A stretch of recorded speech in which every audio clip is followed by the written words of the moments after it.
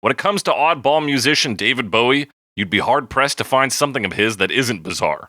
But an oddity among oddities, particularly at the time of its release in 1975, is David Bowie's 9th studio album, Young Americans. The musician's second album recorded after moving to the US was his first major departure from the rock and roll genre, entering a genre that Bowie himself admitted was plastic soul, a sort of white man's attempt at the African-American created and cultivated genre of soul music. Bowie's work on this album earned him the high honor of being the first white musician to perform on the hit musical variety show Soul Train. During the recording of this plastic soul album, Bowie was also undergoing a massive and messy breakup of not a romantic relationship, but the professional relationship with his soon-to-be ex-manager Tony DeFries. Towards the end of the recording process and the peak of Bowie's battles with DeFries, the musician also began hanging out with another Brit-turned-New Yorker, the Beatles' very own John Lennon, who himself was coming to the end of his own embattled period, his 18-month-long Lost Weekend. The two musicians commiserated over their recent hardships and then collaborated on 2 late additions to the Young Americans album. One was Bowie's cover of the Beatles' Across the Universe, in which Lennon provided rhythm guitar. The other song they built together stemmed from Bowie's gripes about his miserable manager. Quote, "We'd been talking about management, and it kind of came out of that. He was telling me, 'You're being shafted by your present manager.' That was basically the line. And John was the guy who opened me up to the idea that all management is crap, that there's no such thing as good management in rock and roll, and you should try to do without it," said Bowie. Lennon's words and energy provided Bowie with the inspiration for what he would later call, quote, "quite a nasty, angry little song." An equally important contributor to the shape of this single was guitarist Carlos Alomar, who had been working on a riff for a cover of Foot Stompin' by the Flares for Bowie. When Bowie heard the riff, he deemed it to be way too fucking sick to waste on a cover. To hear it from Lennon, though, the real thing tying this whole song together was some kind of Stevie Wonder-inspired instrumental. Quote, "We took some Stevie Wonder middle 8 and did it backwards, and we made a record out of it," said Lennon. By the combined powers of Bowie, Lennon, Alomar, and Wonder, a miracle was born. Bowie's first #1 hit on the Billboard Hot 100. The song also became one of 4 Bowie tracks to be featured on the Rock and Roll Hall of Fame's list of the 500 songs that shaped rock and roll. The song is equal parts a lament of celebrity status and a diss track directed at Tony DeFries, and fully funky for every second of its 4-minute and 21-second runtime.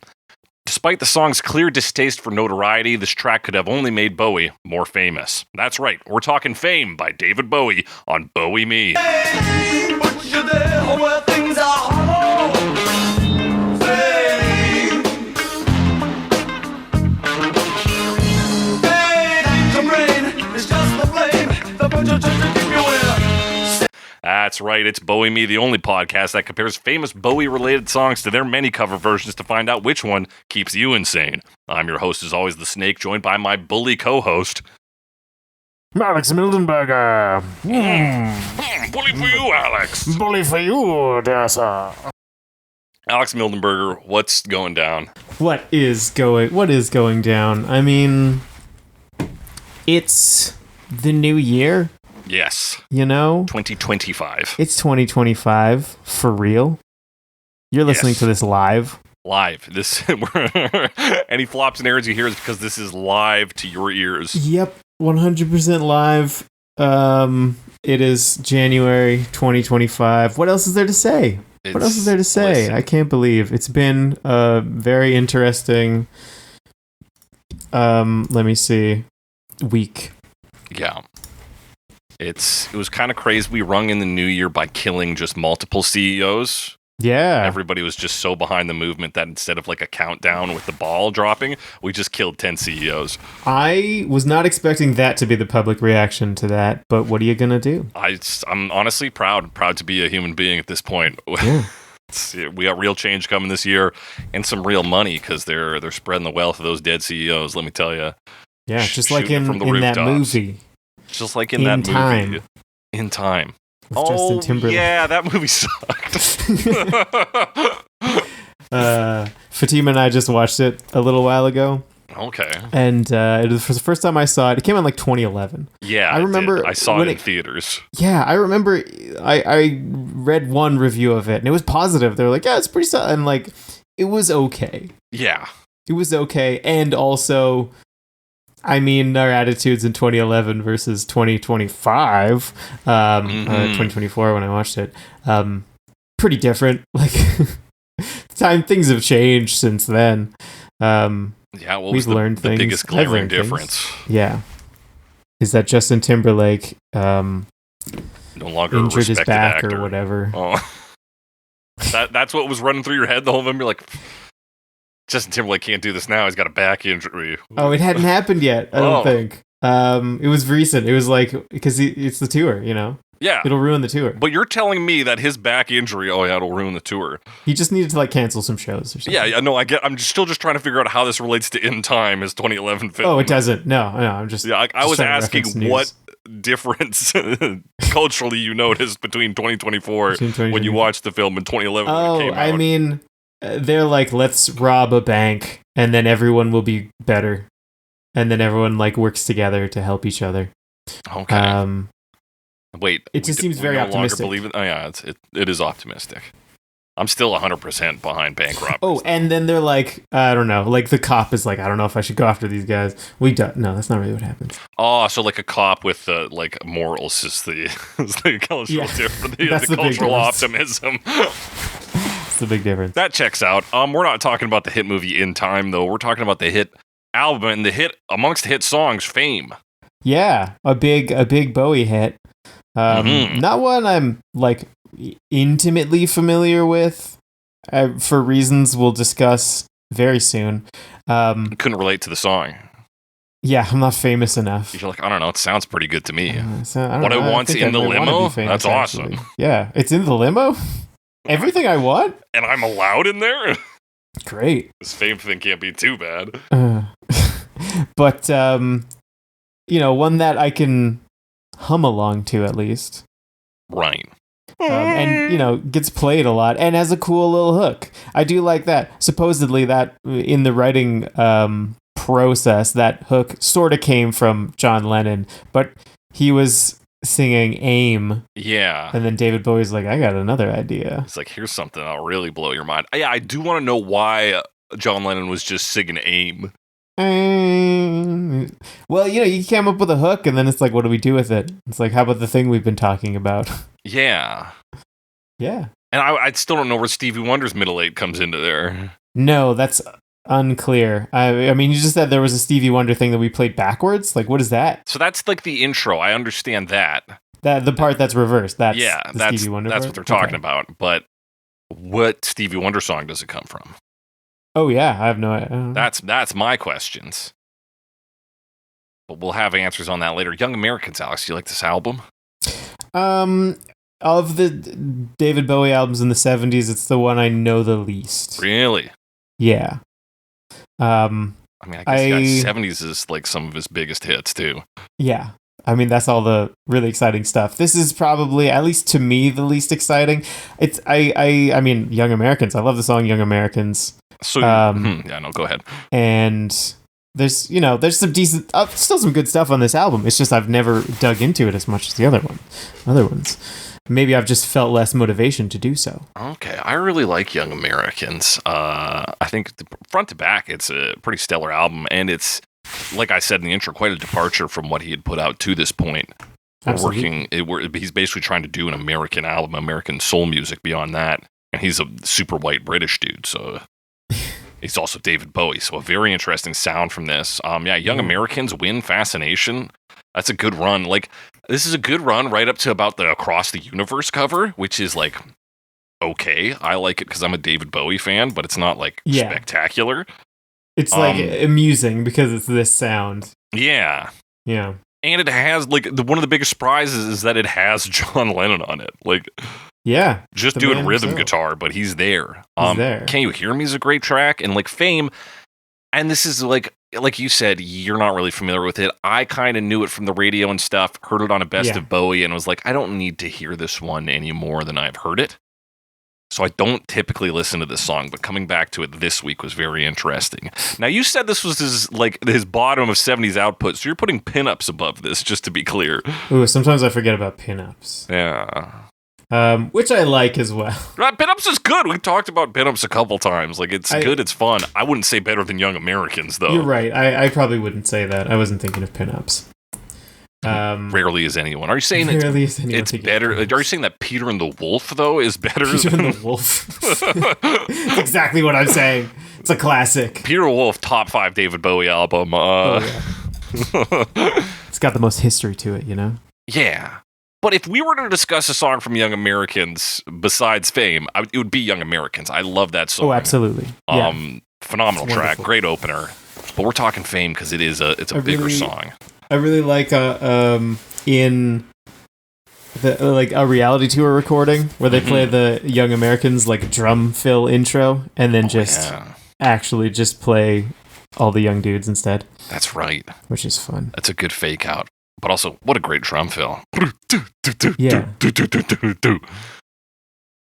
But we're talking Fame. It's a song about being famous. What I was surprised to find this week is that it is like a lot of it is aimed at DeFries and his failed Marilyn Monroe musical entitled Fame. See, those are the things that don't come up as often as maybe they should. Like wait, David Bowie's failed Marilyn Monroe No, musical? Tony DeFries. Tony DeFries, okay. Because there's like a few failed musicals around this part of David Bowie's career. Yes. Because his previous album also grew out of a failed musical, like 1984 musical. So that's interesting. Right. And also interesting that like the origins of this sound were also in the Diamond Dogs tour.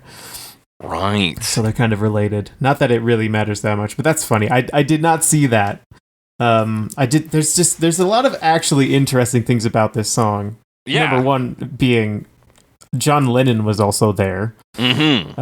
I remember there was a quote about John Lennon saying like, "Oh well, I also helped this other artist write their first number one hit, so it makes sense that I would help David Bowie write his first number one hit." That John Lennon, just writing hits. Just writing hits, and he seems like a bit of an idiot to me, but like he's sometimes some kind of musical genius. Yeah. Yeah, but so in this period, he's like Bowie's fucking broke as shit because of his manager DeFries, and they're getting tied up in a bunch of lawsuits. And part of the reason they're broke is that DeFries, under the Main Man Company, which was David Bowie's like production company at that time, his label essentially, put on a Marilyn Monroe musical called Fame, which first it was off Broadway and it failed there, and then somehow he failed up to Broadway. And then it failed there after one night and closed. And so one night. Oh my god. One night. Yeah. Wow. So there's a quote here from one of a David Bowie biographer, of course, who we always get like 10 different quotes from these guys when we do this month. But this is Peter Doggett, who writes, "Every time in Fame that Bowie snapped back with a cynical retort about its pitfalls, he had DeFries and DeFries' epic folly in mind."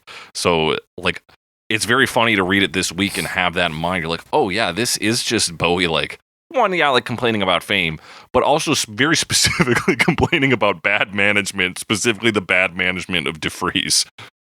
Yeah, it's not something I realized about this song at all. No. I will say I didn't realize much about this song. I kind of alluded to this earlier. I might as well just say it. I had no idea what the words were. Did you? Yeah. Oh, yeah. Looking at the words, like, of the choruses, I had no idea, to the point that, like, I'm listening to it now and I'm like, is he saying that? I don't know. Well, the one part it gets really crazy is the bridge, where I'm like, I had no idea it was even words. But otherwise, like, yeah, I knew the word Fame. Makes a man take things over. And then you hear the that, like, the verses I can hear. Yeah. But, like, the chorus, he says it, like, fast and, like, with a weird kind of lilt. I think if you had me, like, tested me on lyrical knowledge of this, I would have scored 50 to 60%. So I see what you're saying. Like, there is a lot of, like... Yeah. And the choruses aren't that many words, but... No. Also, like... I'm like, yeah, he says brain. He says insane. Mm-hmm. That's pretty much all I got. Yeah, it's the big words. I would have never guessed 9, it's mine is just his line. No. To blind your time, it drives you to crime. You're right. Like, some of this, I have no fucking clue. Like, complete blank. And yeah, I thought at one point he said, "Gotta get a rager going," but that is me too. That is not what he says. No, does not get a rager going. Although that might also fit. Yeah, you know what? Even this week listening to it, I was like, "Gotta get a rager going," because That's just been in my head for multiple decades at this Gotta point. get a rager going. Gotta get a rager going. But what does he say in this? People might be asking at this point. We've talked a lot about what he doesn't say. Let's talk about it. So it opens, fame, fame. Makes a man take things over. Fame, fame. Lets him loose. Hard to swallow. Fame, fame. Puts you there where things are hollow. Fame, fame. Hollow. Yeah, I mean, as much as this is like specifically about this conflict between Bowie and DeFreeze, there does seem to be a more general idea of just like the pursuit of fame. Yes. And like fame on its own, as opposed to the idea of like, I'm going to do this thing well, and because I'm a performer, I'm going to be, it'll lead to fame. Or could. Yeah, he has a big quote about people of this generation, or perhaps the last generation, suddenly seeking to become famous for the sake of fame rather than becoming famous for, skill in an art or craft. I'm not going to read the whole thing because it's quite long, but he also has a much smaller quote here, which he says, fame can take interesting men and thrust mediocrity upon them. Which I think is mostly seen in this first verse in the line, puts you there where things are hollow. Because like the fame itself is kind of lacking in substance. It puts you where shit is fake. In verse 2, he's like, you get the things you like, but not the things you need, without borrowing from other people. He's talking a lot in this about the empty promise of fame, of course, stung by his own time being famous and being used by Tony DeFreeze. Yeah. It's also interesting because, I mean, to me, this is fairly early in the like the existence of like pop stars. Right. And also it's something you still hear a lot, and you always hear it framed as like a more modern thing, because nowadays it's like, oh, it's reality TV stars or influencers or whatever. And we're like, this new thing, reality TV or, social media, is now leading to this change where people are just seeking fame more so than they are trying to do a thing they enjoy. Right. And maybe that's a thing you can provide for other people and like share. And then that would lead to fame. But it's a sentiment that I've heard. I feel like I've heard continuously. I remember watching, and I don't remember who it was, but it was like a comedian had a set on that on TV. Back when I was growing, when we were growing up. So right, it's been around. It does seem like that's kind of the era that it comes through. It's like late 90s. I do think like the rise of reality TV has something to do with that. Yeah. Bowie's quote about like people becoming just fame seekers for the sake of fame is from a 2003 interview. So it does all seem to be in and around that time. Yeah, it could be a bit of a, historical revisionism too. Could be as well, but name me somebody who's famous just for being famous in like the 70s to 80s. Yeah. I could beyond like the Queen of England. Yeah. I have no idea. Yeah, I can't think of somebody, because even like B-list fame people are like people who had talk shows or. Yeah, I guess maybe you would say like a model or something might have that criticism levied against them, but I don't think David Bowie would levy that criticism against a model being into fashion. He's certainly worked with models, Twiggy is on the cover of Pinups. Yeah. And that's interesting in that I think, where in my head at least, I wasn't around for this time period, but I feel like models had a better chance at being famous in the 20th century than they do in the 21st. That's true I think you're right. And part of it's just that there weren't as many. Yeah. But also it's easier to be hot in the 21st century, and you can't just make that your whole thing. Oh, I see. Because you can just present and, It's like you got to be hot and sing now. Yeah. But then that runs counter to the idea that you can just become famous for being famous. And I think there are still people today who get famous just for being hot. But they're not necessarily working at modeling agencies. True. They're streaming or whatever. All this to say, fame makes a man take things over. It's the truth. Think about it. So he's saying like fame gives you power, essentially, is what the first line says to me. You get control of things. Right. And like in his case specifically, this guy is trying to control, the money, control his career to an extent. And And the fame, they're like fighting over this fame, kind of. Right, and that's interesting. Fame makes a man take things over. Is it the famous man or a man behind that man? Yeah. Could be the man behind the man behind the man behind the throne, you know? Yeah, exactly. Could be layers. Could be layers. Or an echo. But yeah, it is a bit ambiguous there. Also, I mean, talk about, the corrupting force of just power generally. Right. So if you have this fame and you have power, then... Yeah, because then the next line, lets him loose, hard to swallow, is like, well, he's now no longer bound by maybe social decency or like social contracts in general. He just becomes a pain in the ass, right? Hard to swallow. Yeah, it's like freedom, but also like can't be reined in. Mm-hmm. Perhaps to a fault. Yeah, exactly. And again, if if this is being shot at DeFries or DeFries, it's like, yeah, this guy's an asshole now that David Bowie is famous. Mm-hmm.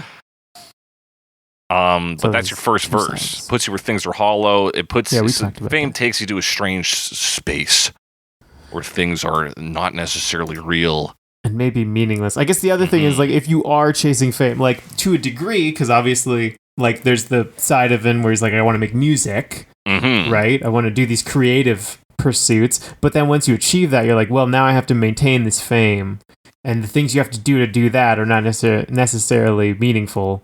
Yeah, well, David Bowie had to run this management company, right? So literally, fame brought him into a business position. Even the Beatles were talking about this. We talked about Here Comes the Sun over the summer, I believe. And George Harrison fucking ran away, played hooky from work because he's like, fucking suddenly the Beatles are businessmen and not musicians. He's like, what's going on here? Yeah, and that's very interesting. Like, if you watch Get Back, the documentary, then, or I guess it's a documentary. It's mostly just archival footage, but I guess the way you present it still counts as documentary. Anyway, and like that's so much of their discussion, and like because their manager, they needed a new manager at the time, so they were like talking about, oh, maybe we'll get this manager, and obviously we've talked about that in the past, how that was like a big part of why they have we talked about that?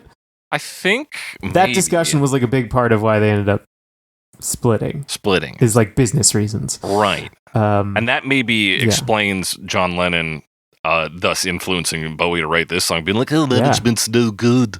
Yeah, because this is like 5 years later, like it's within that time frame. Yeah, it's pretty fresh. And Lennon's in some really weird period here. He's living separated from Yoko Ono at this point when he's meeting up with Bowie. It's called his Lost Weekend. It was 18 months of him just being kind of like unhinged, as I understand it.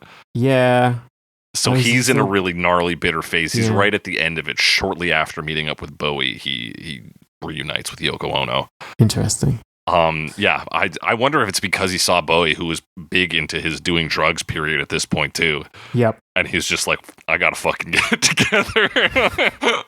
It's like, damn, I gotta eat more than milk and peppers. Yeah. And cocaine. The three food groups. Well, John Lennon also had heroin. So. That's right. Yeah, balance it out. You gotta have 4. Yeah. All right, let's get into this chorus, maybe. Yeah. Allegedly. The sections are a little funky in here. I don't know. That's because of funk song, baby. Verse, chorus. They're all different, right? You want to go A-B again, like we were talking about this the other week with Cold as Ice. Yeah, the difference being that one had the change, like it felt like a verse chorus kind of like it was tension release. I wouldn't say that is happening here, but the melody does change. The way he's singing is different, very distinctly from it's a different section. The first section, it's definitely a different section. Yeah. But it goes like this. It says, fame, it's not your brain, it's just the flame that burns your change to keep you in fame. Yeah. So I mean, seems to be implying that they're not like, it's not like thoughtful, it's not thinking, you're just trying to keep this flame alive, this fame flame. The fame is the flame, and it burns either your money change, so like it's expensive to be famous and it drives you crazy because it's a lot of work, or it burns your ability to change. It freezes you in the public perception because you become this famous This person. one You thing. become this persona, yeah. Which, I mean, especially a young David Bowie, it makes sense he would be railing against that. A guy who, at maybe not so much at this point, but would soon be famous for changing his appearance and sound. Yeah, constantly. I'm reminded of that one interview that was featured in the Moon Age Daydream documentary where he's talking to the woman and she's like, so you could be doing a persona even right now? He's like, maybe. Like, Oh, yeah. He is obsessed with changing. And so with fame, if the idea is that fame locks you in place, Yeah. then I could see him, like you said, being strongly against that. But Yeah, also, and- he's concerned with money at this time, too. So I think it can maybe be both. Yes, absolutely, because you're literally burning the money because he's not seeing the money because it's going to this manager. Mm-hmm. And then I also like the fame flame metaphor of like you have to feed this flame, but it's burning everything. Yeah, it applies today too. You talk about any modern like entertainers and the need to feed the content mill to keep yourself relevant. Yeah. Like, the flame has not gotten any better as time's gone on. No, not really. It's only burning brighter and consuming more. And I love fame and flame. They technically rhyme and they're sound one letter similar, apart. too. Yeah. Just the flame. There's a lot of that, right? Like the rhymes are all aim, right? Like fame, flame, insane. Like it's all that. Yeah, which gets a sort of like maddening like sing-song style to it. So bringing that insanity into the mix too. Just because it's like, it's like a drill. I mean, it's nice, but it's like a drill. It's true. Like listening to this song this week, I was like, this song's a lot better than I gave it credit for. That's true of like all David Bowie, like most David Bowie songs. They're like, write one off every once in a while. It's like, let's look into these lyrics, and it's like, oh, he had like a thought here that he wanted to get like, he's legitimately thinking about this. So even if it's a song you don't like as much, he put, I mean, we were talking about Loving the Alien in particular, where it's like the song is remembered for being like good lyrically because he wrote the song. Yes. Because he was thinking about a thing, and then like maybe the track isn't as strong behind that, but like that's true of I think some other stuff on those two albums on Never Let Me Down and absolutely. the other one. And I do love that he was always willing to come back and revisit Never Let Me Down and Tonight are the two albums you're thinking of. That he revisits. So he even revisits Fame in 1990 and makes it like a middling remix of it. But he's remixed. At least he did multiple like albums. He's done live versions like for Loving the Alien that completely rework the song and make it phenomenal. Which we talked about on our Loving the Alien episode. Mm-hmm. The dude's always art first, and he just happened to be like popular as well. And I know it's wild that worked out. Yeah, like so well. Or maybe it's just looking back, it seems to have worked out so well. But like, well, you look at the stories of his journey. It's like especially in the 70s, it's like this dude was hanging by a thread. That's true. It could have gone poorly, like many times. So sometimes you just get lucky. Yeah. And we're all very lucky to have this music. So we leave the chorus or the B section, whatever you want to call it, coming to the next section. Genius's verse 2. Fame, fame, what you like is in the limo. Fame, fame, what you get is no tomorrow. Fame, fame, what you need, you have to borrow. Fame, fame. I mean, we're talking about the limo. Obviously, that's a place where the rich and famous go. That's what they use to get around. Yeah, one, it's their main mode of transport. Two, when you think of like, especially in movies, there's always the scene of like a celebrity getting rushed into their limo as like a safe spot. True. So it is like a shelter from like the limo. A benefit of being famous is also in some way a shelter from being famous. Yeah, interesting. That's a way to get away from it. The other thing I think of as being in limos is like parties for some reason. Yeah, parties, drugs, food, booze. Like truly, so like, your creature comforts are in the limo.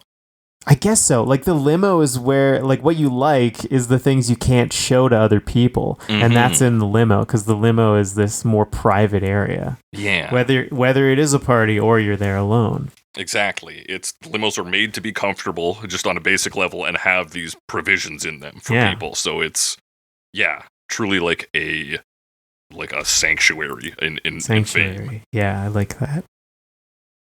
And then, of course, but it's also things you don't need. It's all shit, right? You don't need to get drunk. You don't need to be having parties in there. It's fluff, much like Fame itself. It's hollow. Yeah. And I think, so the next line, what you get is no tomorrow. I mean, I think of that in terms of the like party interpretation of like, now you're sort of borrowing time from the next day, you know?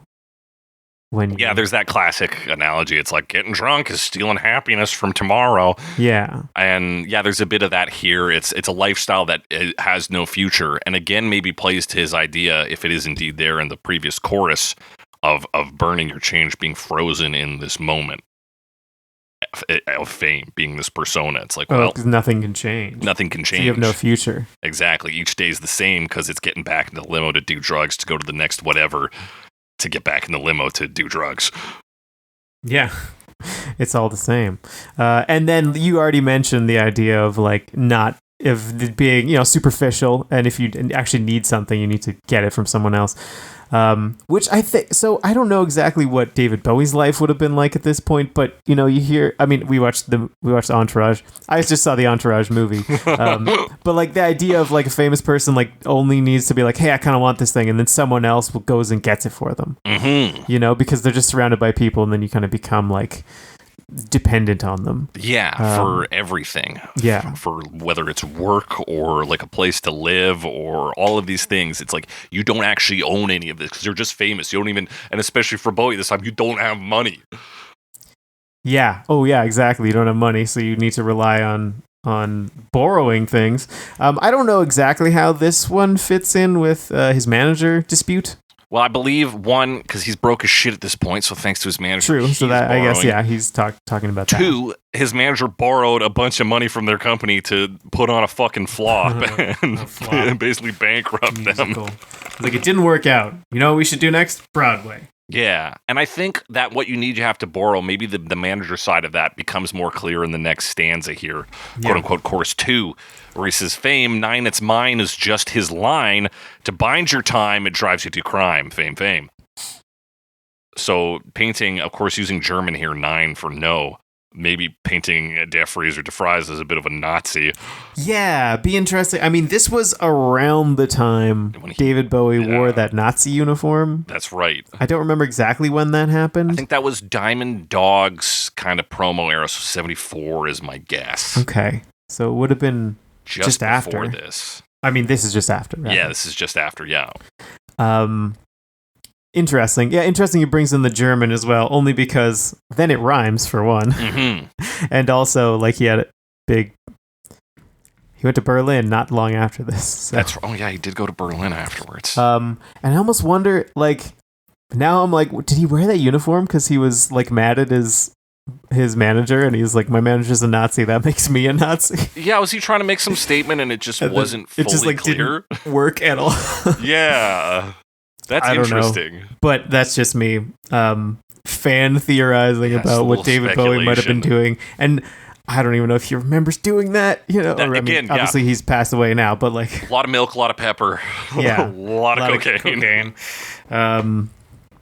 And a lot of lost memories, as I understand. Yeah, as I understand it, we're coming into the phase where there are albums he doesn't remember making.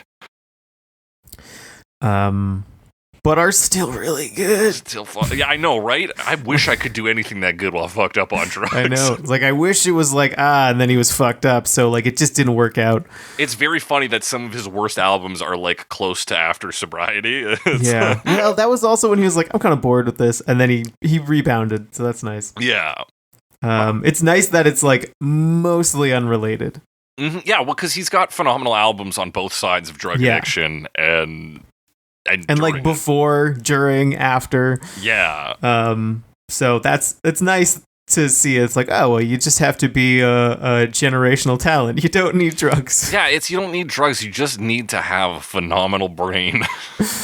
But yeah, 9, it's mine. So this seems to pull up to the what you need, you have to borrow, is that he's saying, and some of the stuff that John Lennon was saying in that quote about, like, there's no such thing as good management in rock and roll. Right. 9 is mine is just his line, because that's what these guys do. That's what these managers do. Like, no, that's my money. And you're like, wait a minute. Didn't I do the thing that generated this wealth? Yeah. So he's like, I've got the fame, but all of the actual possessions go to my manager, which is why I have to borrow. And I have no time because I'm doing fame work. And so what else am I going to do but fucking drink milk, eat peppers, and and crime. And crime. Like, although I was interested, because at first when I heard the drives you to crime, I was thinking like, oh, that's his boss is defrauding him. Right. Oh, yeah. But also, I'm not sure if that fits. But then the way it's worded, like it could be referring to him or his boss or anything. Yeah, the U is a little nebulous. I say boss, I mean manager. Manager, yeah. Bind your time. It drives you to crime. I guess you just have to keep working. Yeah, it drives you to crime. I think because he's so stressed from working all the time. He's like, if he's gonna make it, he's got to steal or something. Yeah. Like the woman in God Knows I'm Good. Exactly like the woman in God Knows I'm Good. It all ties back. It all ties back to that album. Yeah. Now here's where things get crazy for me. So this bridge is the section that until this week I thought was just him scatting, right? It's when he goes up, goes. Yeah, I still didn't really hear it. Yeah, I think you got to slow it down. I can hear what could be really be because there was like a little break. It was like, and I was like, okay, that could be really be, but could have been how bad could it really be? So it's crazy. But he says, could it be the best? Could it be really baby? Could it be my babe? Could it babe? Could it babe? Could it babe? A question. He definitely adds some extra syllables. Like, there's no way he doesn't say like "kibbity-bee." Like, yeah, that's this is not a direct. That's not just "could it be." There's more in there. Yeah, it's not a direct transcription on Genius. But yeah, he's saying, could fame really be good? Is it all it's cut up to be? That's really what this section is saying. Yeah. My babe. And then you got to throw a babe. You got to have some babes. Pop song. So that it's contemporary pop. Yeah. Verse 3. Is it any wonder I reject you first? Fame. Is it any wonder? Is it any wonder? You're too cool to fool. Fame. There's one cover that's just called Is It Any Wonder? Brackets Fame or something Brackets like that. Fame. You are right about that. This Is It Any Wonder always makes me think of Too Much Time on My Hands by Styx, which I think also uses that line. Is it any wonder I'm not the president? Yeah. Is it any wonder I'm saying it all? Yeah. This is also to go back to that live album, A Reality. That's how they start it. That's how they start the song. They go, "Is it any wonder?" Oh, that's right. Yeah, that's a good drop. Yeah. So I Reject You First is maybe one because he's famous, and this is you, the public in general, being like, hey man, I'm famous, I don't have time to deal with regular ass people. Right. Yeah, that's kind of my thoughts of it. Is like, oh, like, would you expect anything different? Like, is it any wonder that I am rejecting you? Like, I'm the famous person here. Yeah, like, it's kind of that like stuck up view of fame, maybe. Yeah, and that's a bit of like, look at everything I just said. Like, I'm so fucking stressed. Yeah, being famous. Exactly, and also like, is it any wonder that I would get rid of my manager? Like, yes. Look at all this evidence I have presented. Yeah, so he's directly saying to Fries, he's like, is it any wonder that I fucking fired your ass? Like, yeah. And then, but that's where is it any wonder you're too cool to fool? It gets a little confusing for me. Yeah, is he being like sarcastic? Yeah. I don't know. He also, I mean, it was not long after this, so it was a bit. No. So, okay. There's a suggestion. Mm-hmm. There's a theory. We've talked about this before. Sure. About Paul is dead. About Paul being dead. No. About Under Pressure and how he like gave the Under Pressure royalties all to Queen because he didn't want them to go to his ex-manager, right? Tony DeFries, right? Yeah. And that he didn't make an album in the early 80s because he was waiting for that to time out. Oh, yeah. So, like, he does make some albums for the rest of the 70s, but, like, there's a 10-year period or whatever that he has to pay money to this guy. Right. And then he's just, like, sick of paying money to him, so he just, like, doesn't do anything. So, where am I going with that? Mm-hmm. Is this the start? Is this showing that he's... but he doesn't have the plan yet, because he doesn't do it until, like, 6 years later. What is this, so, like, I don't know. The plan's formulating? He's like, hey... Yeah, he's like, I'm going to do something. Like... I got to get one up on this guy. Mm-hmm. Or something, or get one over. Yeah, because maybe he's he's saying, like, you think you've got me. Like, even if I've rejected you first, you think you're still too cool to fool. But, like, I'm cooking something here. Yeah, maybe. And maybe that's not even what it was. Maybe it's, like, more of a reference to him being like, I'll come out ahead in these, like, lawsuits, which kind of works, but not really. Yeah, or just a general dig. He's like, you think you're so fucking cool. But, like, who wins at the end of the day? Yeah. Like, which name are we saying more? Yeah, I mean, fair enough. Fair enough. But yeah, and he comes in on the next, like, chorus section to say, fame, bully for you, chilly for me, got to get a rain check on pain. Now, the first line there obviously meaning, my fame was great for you, terrible for me. Yeah, that's a fun, bully. Yeah. That's a fun word. Don't hear that very often. Super British. But it really just means, like, good for you. Yeah, good for you. I don't know, like, don't use the word bully, but I'm pretty sure you can just replace the word good with bully. I think so. If you're like, how's your day going? Bully, bro. Bully for me, chilly for you. Some fucking bully weather we got going here. Yeah, but yeah, that's that line for sure. Like, try my it fame, next time somebody asks, good for like you, a server bad for me. asks you how your food is. Like, bully, and then they'll lean in and be like, "Excuse me." They won't know what you said. Yeah. They'll think you are complaining about something, I think. You're like, what are you trying to say? And you're like, oh, the food's really bully. You're like, get the fuck out of here. Get out of this establishment. Gotta get a rain check on pain. Pain. Pain. Yeah, that's fun. That's a fun line. I'm, like, trying to make it make sense. I'm so broke, I can't even afford to hurt right now is kind of my read. Oh, I see. Like, I have to do it later. Yeah. Kind of thing. But you got to get a rager going, I think. You gotta get a fucking rager going. Pain. Painful rager. Yes. No, I think that makes sense. Because, like, he is talking about being broke. And then you've got to do the... Well, the rain check is... Yeah. He's like, I can't do that right now. Yeah. Okay. Or, again, this could be playing in with your theory that he's, like, letting DeFries know that it's on site. He's like, I can't fucking pay you back in full right now. Oh. So you're going to get a rain check on pain, and it's coming for you, brother. The pain's coming. Got you a ticket for the pain train, but it's not for another month, so you can... Yeah, he's like, you wait till the 80s, this is going to cash in, brother. Yeah, he's calling his shots. 1975? Yeah, 1975. Nevertheless, there is pain, and there is poverty, and there is inequity in fame, is what you get from that little stanza. Yeah, and it's a fairly, like, personal complaint, but also kind of works in more general ideas. I mean, of, like, the sort of hollowness of fame and using fame to, like, take advantage of other people. Yeah. Or taking advantage of other people for their output kind of thing. Exactly. And like, even the idea that if you take DeFries out and then bully for you as the audience, he's like, hey, me being famous is great for you. Isn't it nice to have a famous person? It sucks for me being famous. It's a lot of work, as he's kind of been saying. But then the get a rain check on pain line doesn't really play that well there. Yeah. Then we come to the outro. Fame, fame, fame, fame, fame, fame, fame, fame, fame. This is when he says it 23 times and it spans 4 octaves. Fame, fame, fame. Each one's a different note. Yeah, they, like, do all that pitch shifting. Yeah, it's pretty cool. What's your name? What's your name? What's your name? And then give me some fame, give me some fame. Oh, that's what they're saying. I was trying to figure out what he says in that kind of end of the song there.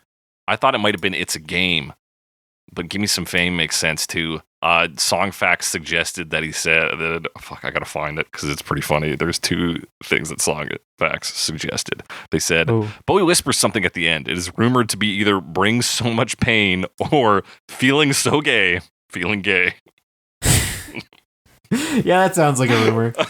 That sounds like it would be a rumor. Like that David Bowie's always feeling so gay. He's feeling so gay. Oh my gosh. But yeah, give me some fame works. What's your name? I think this of course speaks to the ephemeral nature of fame, that it's come and go, buddy. Who the fuck are you? What's your name? Yeah, I guess you're right. And also, like, I have the fame. Tony, what's your name? Yeah, Tony, what's your name? Who the fuck are you? Yeah. Yeah. Sometimes you just gotta dunk on your manager / ex-manager. Hey, man, diss tracks are common. Nobody's safe from a diss track. No. Just watch yourselves out there. Especially if David Bowie's writing it. That's right, motherfuckers. Come after you. I'll come after you. Give me some fame, because even beyond all this, his warning against fame, people still crave fame. Yeah. That's kind of the end of the song. We didn't listen to David Bowie. No. We should have. We should have. We didn't. Those are the lyrics. What does this sound like? It's like if you took a Stevie Wonder middle eight and played it backwards. Yeah, played backwards. And made a record out of it. Yeah, I mean, the intro before, because there's like a main riff. That's the riff from Carlos Alomar, which we'll get into in a bit, but it doesn't come in right away. When he starts, it's like, yeah, it's reversed. I don't know if it's a direct sample, but like, it's like piano, like long piano notes that are reversed, and then they kind of have that fading in quality to them. You hear it on like what's it called, Roundabout as well. Yeah, where it fades in, but the notes being played backwards, so it sounds pretty interesting. Is the cymbal backwards as well? It may very well be. Let me tell you what. Like the guitar plays this like picking pattern. Yeah, so what Alomar says about this, he says, in funk music, what you want to do is put down a lot of holes, leaving a little space for someone to be able to dance in.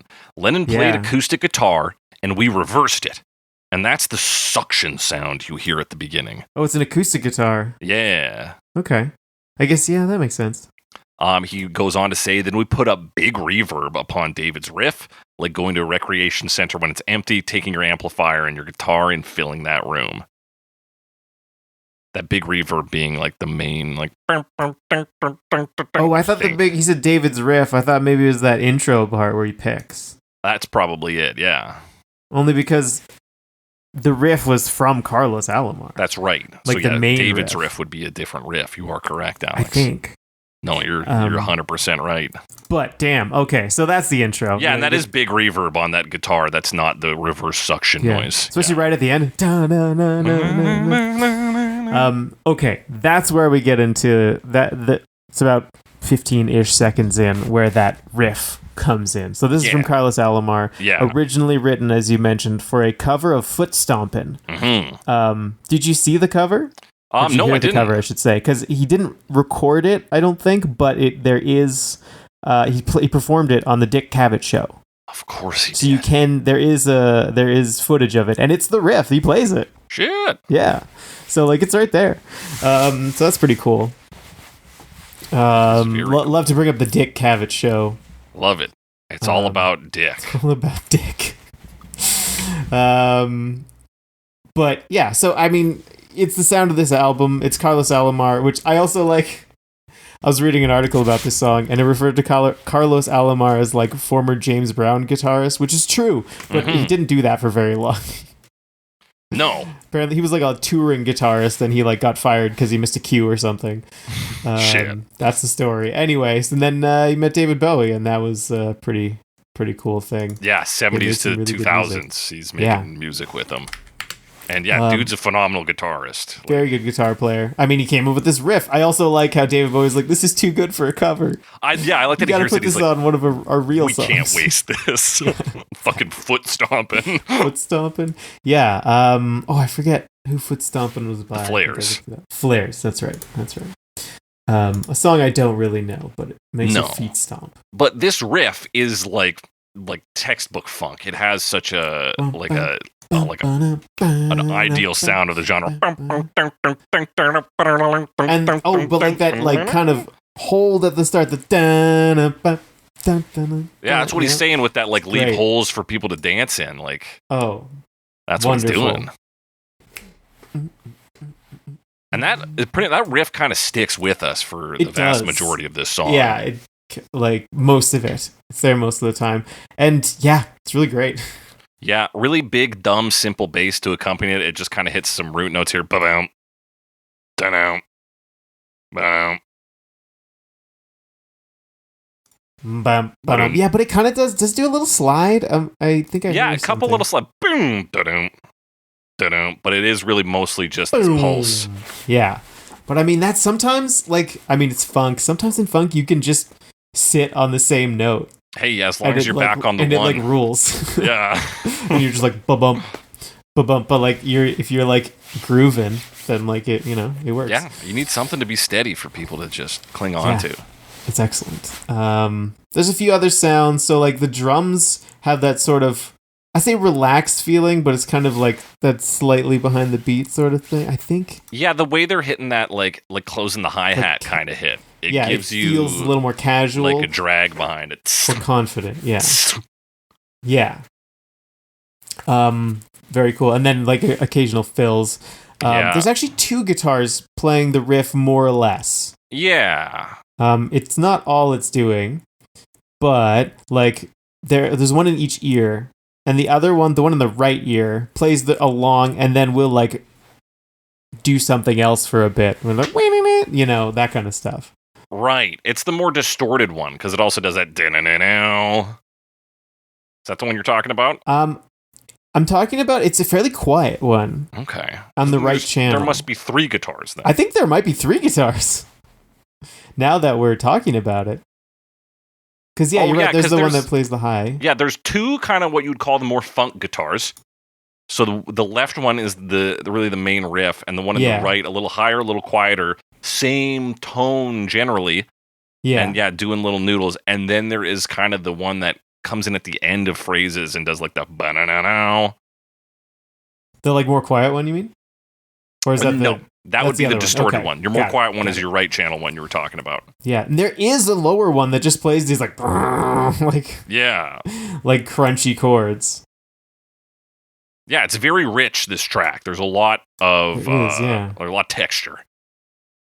Yeah, so a lot of guitar sounds, a lot of guitars to go along with them. Mm-hmm.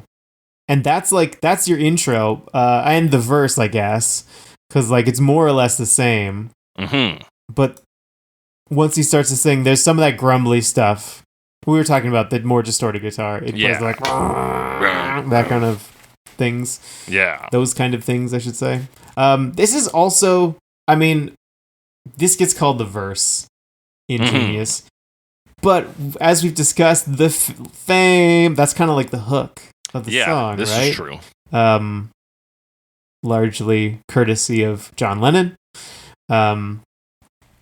So this is kind of a chorus as well. Like, I don't know. I feel like either one could be a verse or a chorus if you wanted to call it that. If you really wanted to call it that, yeah. And of course, the leading policies don't bore us, get to the chorus. Yeah, so exactly. Like they start with the word fame. So like what? Yeah, or is the structure just hook and then everything in between? Is it just hook, phrase, hook? Yeah, I wonder. And also, like, I'm not that familiar with like funk song structure. No. And I don't know if it'd be I just know like what I have learned a little bit about like funk harmony is that like sometimes you don't need to change much, right? No. Like if you're grooving, why don't you just keep doing that, you know? So maybe there are other signature like ways to see like, oh, we would call this a verse versus a chorus, or there's another word for it. I don't know. Yeah, if there's some other structure format that we're too caught up in our pop verse chorus structure that we're not really seeing what's going on. Is this a pre-chorus? I don't know. I don't get it. I don't understand it. My brain can only understand 12 notes.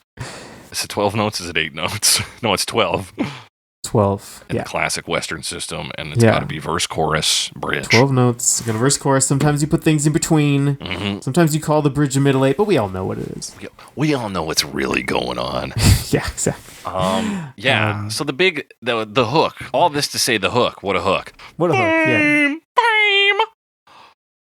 What a good line. What a good line. So you got the sort of like up, down of the big one, and then almost doing the same thing that a guitar would do as a sting on the end of a line is somebody saying fame. Fame! Kind of, yeah. Slide down a little kind of thing. Well, yeah, you get the slide the fame. down, I see. And then the second one. The sting, yeah, okay. That's the sting. I see. Pretty classic David Bowie vocals. Otherwise, like the fame hook is very unique, but otherwise you got... And Dave, like you said, being a little nasty, a little angry. There's a lot of character in this song. There is, yeah. I mean, his performance is a huge part of it, mm-hmm. and he's He's singing it very interestingly, to the point where I'm like, I'm not convinced that he's saying the words that are written necessarily, but also if like he's not saying real words. And knowing the words and listening to it, I can hear it right up until that bridge, and at which point we're out to sea. It's the bridge. Some of the choruses, I'm like, does he really say? Well, I mean, I guess we talked about it where he says, Got to get a rager going. which one? The one where he adds syllables that we were talking about. Oh, I can't the remember bridge. what it was. Oh yeah, okay, it wasn't the bridge. Stuff like that. Yeah. I feel like there's more stuff like that. Where he'll be like, did he put an L in there? It's possible, That's fine. man. Did he say Plamoro? Yeah, it's Plamoro. That doesn't happen. No, it doesn't. What else happens in the song? Well, because we sit on this, this riff for such a long time. It's very consistent, Like in the chorus, once we get into that first chorus, what's called the chorus, it's still mostly the same. I think there's a bit where that other guitar riff kind of drops down like an octave, but doesn't stay there for very long. Yeah, the one guitar, does climb up a bit. Yeah, like it's moving around a bit, but it's kind of playing the same thing. It's, same thing, slightly different. Yeah, and it's not like harmonically really different because it's just a different octave. Mm-hmm. There's another verse and chorus, and like they're still more or less the same. Yeah, and it's interesting. We almost get a video game music style loop. Like loop, it's very sudden, right? Mm-hmm. And then it goes back into that like intro guitar riff. Mm-hmm. 2 minutes 18 seconds on a 4 minute 21 second track. Almost exactly at the halfway point we get this loop. It's like right there. And so that's the introduction again, that backwards acoustic guitar with that other lick running through. And then just right back into the riff again after that. Yeah, and then we get the Is It Any Wonder verse after that, which is unique compared to other quote-unquote verses. Is it any wonder? His vocally, yeah. Yeah, delivery. Mm-hmm. Yeah, that's the other part. That's a fun line. Is it any wonder? But it's still the same riff. I think there is a new guitar here, according to this note I took, but could I tell you what that guitar is? Maybe. I guess we did skip over the bridge section that happens before the loop. No, it doesn't. It happens after the loop. Not important. Not important. Let's talk about the bridge. Talk about the bridge, where he says, and there's guitar that goes, yeah. I thought it was just ad-libbing. The guitar does that. You get some really nasty licks from that distorted guitar. Yeah. You know what I'm talking about? Love that shit. Trying to find them. I don't know. They're really nice. And I do finally hear the lyrics kind of as could it be the band? Kind of. Only kind of. Kind of, yeah. That's a reason I put in one of the songs this week, because I was like, this person added new lyrics, and then I discovered that it's apparently already in the original. It's already there, yeah. That's fun. The next big moment is really on the outro, the 23 Fames. 23 Fames. You get the other thing. So the outro lasts for a while. Because it starts at like 3:26 and the song is 4:24. So there's almost a full minute of outro. And you get stuff like, the fame. And it like drops all the way down and goes to low. So that's cool. There's also more of the like reversed sounds on here too. Yeah, there is. And then it'll end in a vibroslap. Hell yeah. So just want to bring in that vibroslap. 2 weeks in a row we get to talk about vibroslap. Phenomenal. Just kidding. 2 weeks in a row recording, not in real life. 2 weeks in a row. We're going to be talking about it on our year-end episode. We're talking about vibroslap on our year-end episode. I'll bring it up. Talk about it. We're breaking down our top 10 favorite vibroslap moments from the year. Vibroslap moments of the year. Damn. Wish I'd brought it up more. Yeah, I wish you had brought it up at least 8 more times. Actually, probably 9. Or 9. We'll say that, I'm sure it's come up. We're going to have to break down you dropping facts about a vibroslap into its own 10 moments and rank those. Yeah. But I mean, we've already done this. You guys already heard it, so what do you... What are we talking about? Yeah, what are we talking about? We don't have to do anything in the future. That's the past. No, that's the past. The past is past. The future is now. Fame, what's your name? What's your name? Yeah, you get some good echoes on this song. Like some good echoes. We fade out. He says he's so gay. So gay. Oh my gosh. So gay. That's what I keep saying. That's the song. Great funk track. That is the song. Yeah. I mean, very groovy, sets up the groove, sticks with it for the most part. Changes up a little bit, but it's more like a little bit different in the background, or, the bridge, obviously. You drop it for a bit, and then it comes back. Yeah, it's one of those ones where if you cover it without knowing how dense it is, you're gonna lose a lot of good stuff. Yeah, you got to listen to a lot of the things. My question for you. Yes. Has your opinion of the song changed at all this week? Yeah, I'm all in on this song. You're on board for Fame? Yeah, okay. I am. What about you? Right on. I mean, I liked it. I'm about the same, but I liked it before. Okay, interesting, Alex. Yeah. Very, very brave of you to like a popular David Bowie song. I know. Thank you. I'm just alternative. I'm an alternative person. Yeah, you're pretty hip. Yeah. I just have my finger on the pulse of the mid-'70s. Is there still a pulse there? It's weak, but it's there. So you can still hear it. I think this week I'm like, fuck, I should listen to Fame more often. I probably won't, but I should. I know. I should listen to Young Americans more often. Yeah, you should. I think give Young Americans a few more spins. Yeah, I like Somebody Up There Likes Me, and the other one, the name of which I'm forgetting. Young Americans. Fascination. Takes part of me. Yeah, no, there's ripping tracks on here. He's got great backing vocalists. Oh, absolutely. I mean, I was listening to Young Americans, the song, this week, and it's like, oh. Ain't there one damn song that can make me break down and cry? Yeah, good stuff. It's a great song. But Alex, we got to talk. If you watched it, the Film 90 music video. Fame 90. Fame 90. I didn't. I have it up though. Yeah, give it a watch. It's very simple. We can talk about it as you watch it because it's not very complex. Directed by Gus Van Sant, who of course is an indie filmmaker who directed the film Good Will Hunting. Oh. That's fun. Yeah, that's pretty fun. In this music video is Luis Lecavalier, one of the main dancers of the Quebecois contemporary dance troupe La La La Human Steps. Hey, I know Quebec. Yes, I'm familiar with Quebec. Bowie apparently also collaborated with these people on the Sound and Vision tour, which he was doing in the 90s. Right. And that's why she's in the video. So this one is, we get a lot of black and white shots of Bowie at the start. He's like playing sax, hanging out in a suit. We get some cutting edge 90s fire laid over some of the footage. Wow. Him playing guitar is in color for some reason. And then we got a shot of him and Luis like laying down, kind of like spooning each other-ish. Yeah. And then it comes to the shot of the main screen of the footage that was shot for this music video. And in the back is a mosaic of a bunch of older David Bowie music videos. Yeah. So, and he's just spinning around so much. Yes. I do like when he takes the like wide stance and plays saxophone. That's fun. That's pretty sick. What comes up next is a lot of him and Louise dancing. There's a lot of slow-mo. Yeah.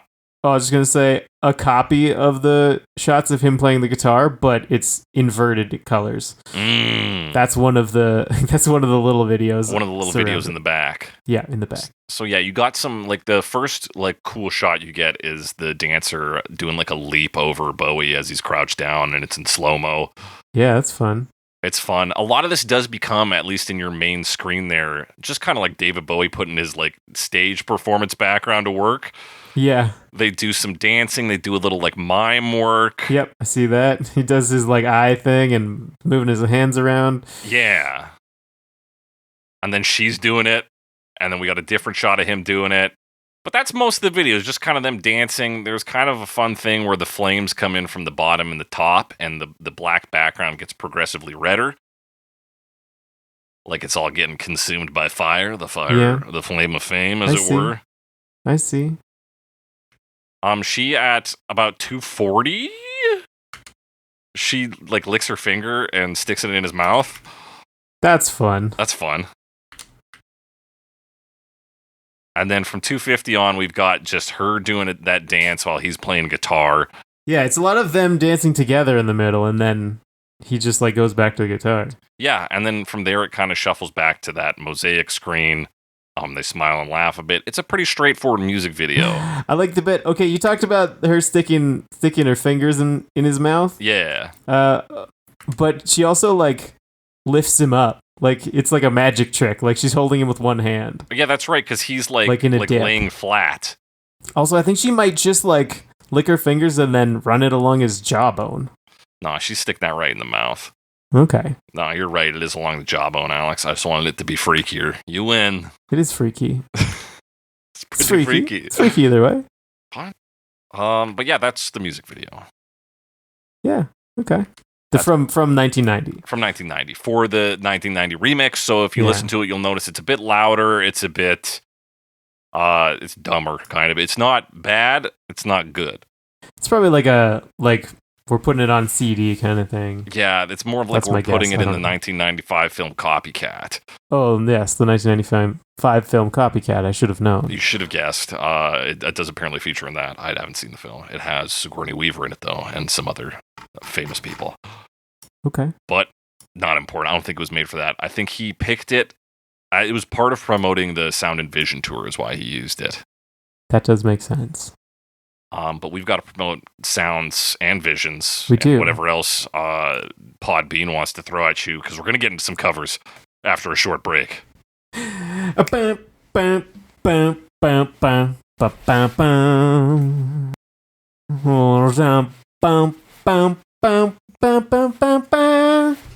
we're back talking covers of Fame by David Bowie, starting in the year 2002 with Tommy Lee.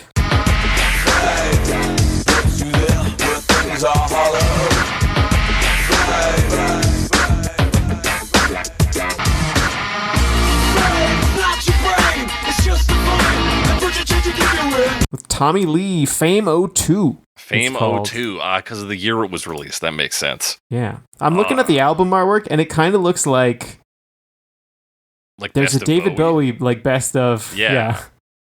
Anyway. It does look like blocky. That. This one sounds a lot like an Earthling-inspired Bowie track.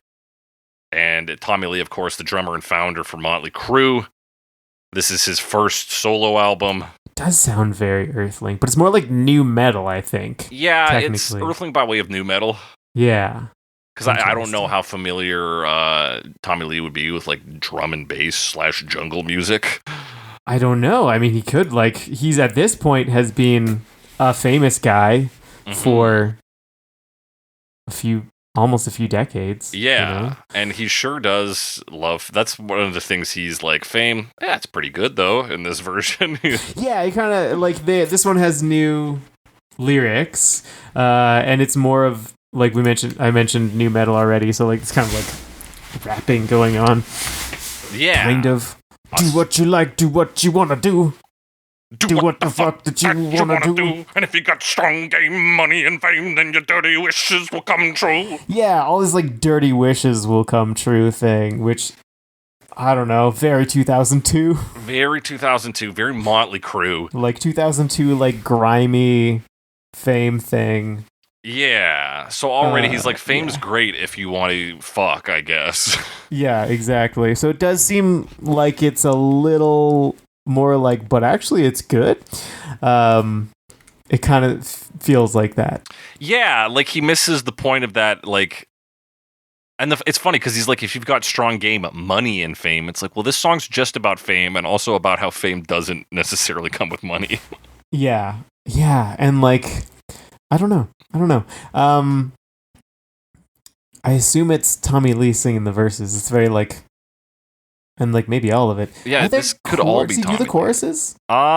He doesn't, does he? Yeah, I feel like he. Oh no, he starts shouting on the chorus. He just does. Yes. They're mixed in a little later. Yeah. And then that sort of like rhythmic delivery as well. Yeah. Do what you like. Do what you want. Do what you wanna do. Other than that, so like, there's a lot of these like low distorted guitars, and then this like kind of like hip hop electronic sounding drums. Yeah, it's insane that we're getting an electronic drum track from Tommy Lee. Yeah, I guess, but like looking him up, it's like, what did he do? He did like Motley Crue and then like rap metal band. Like, right. So he's got that in his background anyway. Fair enough. But yeah, a lot of this is very like crunchy sounds. Like you said, this electronic, like hip hop style drum kit, like 2000s hip hop style drum kit. Yeah. Oh yeah. And then just like more rhythmic generally.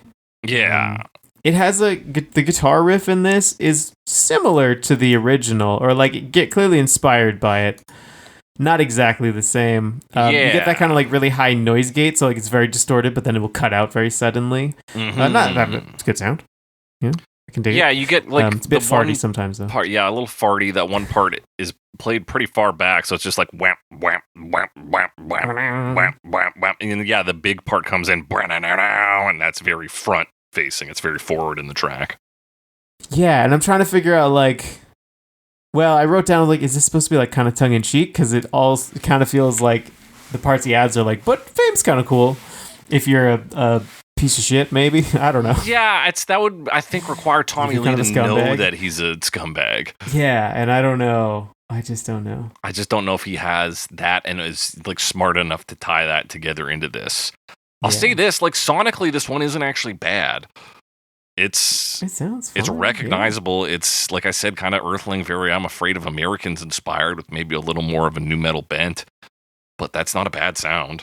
No, I mean, it's... it makes it its own thing for sure. Mm-hmm. It's unique. Yeah, it's kind of like he did what he liked, did what he wanted to do, And then made this. And then enjoyed himself. Yeah, I would say, but if we're like being real serious, cut the rap section out entirely. Throw that in the fucking garbage. It is a little out of place. Or like change the lyrics a bit to be a little more in line with the rest. And maybe that's it. Maybe that's like the two sides of it. Is like, well, this is the person who's like, everything's great, but it's like, ooh, maybe not. Dude, check out all the stuff in the limo. Yeah. This is everything I want. I can borrow stuff from my friends all the time. It's sick, dude. Yeah, so I don't know.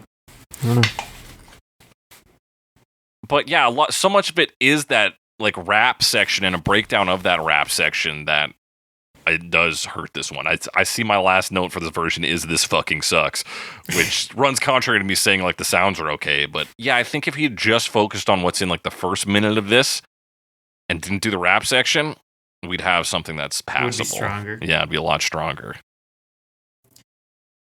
Sometimes you just try to make it your own. It doesn't work out. It doesn't work out. He even made it so far as to put O2 on it. He's like, check it out. This is Fame in the year 2002, everyone. Fame has changed. Everything. Eurythmics, Alex, 2005. Yeah, Eurythmics. It's you there where things are hollow.